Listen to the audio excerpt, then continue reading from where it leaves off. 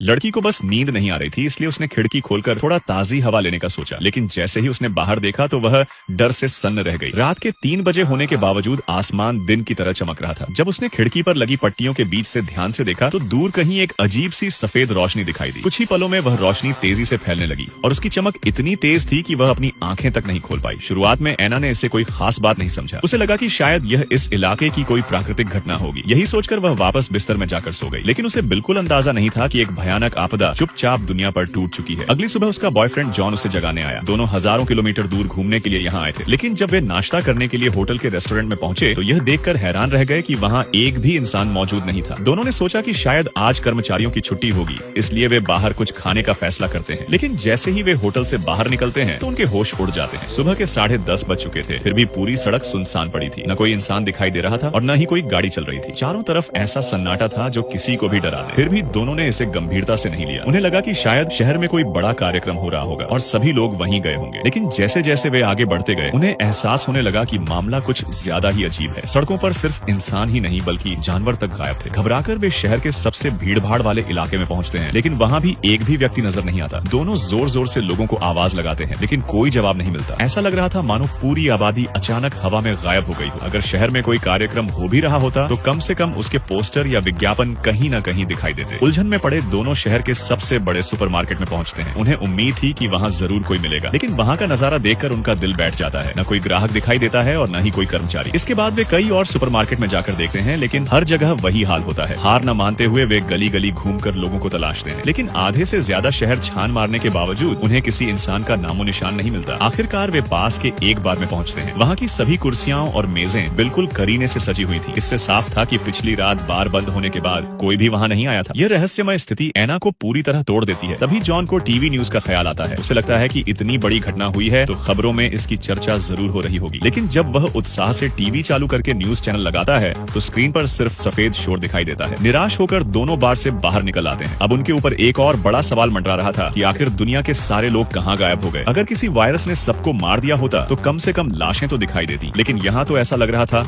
मानो पूरी मानव जाति अचानक अस्तित्व से ही मिट गई हो। मजबूरी में दोनों वापस अपने होटल लौट आते हैं। जॉन तुरंत अपना लैपटॉप खोलता है और इंटरनेट पर जवाब खोजने की कोशिश करता है, लेकिन उसे पता चलता है कि सारी खबरें कल की तारीख पर ही रुकी हुई हैं। दूसरी तरफ एना अमेरिका में रहने वाली अपनी माँ को फोन लगाती है, लेकिन कोई कॉल नहीं उठाता। वह अपने दोस्तों और रिश्तेदारों को मैसेज भी भेजती है, मगर किसी का कोई जवाब नहीं आता। हर मैसेज मानो समुद्र में पत्थर फेंकने जैसा गायब हो जाता है। तभी जॉन के दिमाग में एक आइडिया आता है। वह एना को लेकर तुरंत बाहर निकल पड़ता है। उसका मानना था कि अगर वे शहर की सबसे ऊंची जगह पर पहुंच जाए तो पूरे आइलैंड की स्थिति देख सकेंगे। दोनों पहाड़ की ओर रवाना हो जाते हैं। रास्ते में उन्हें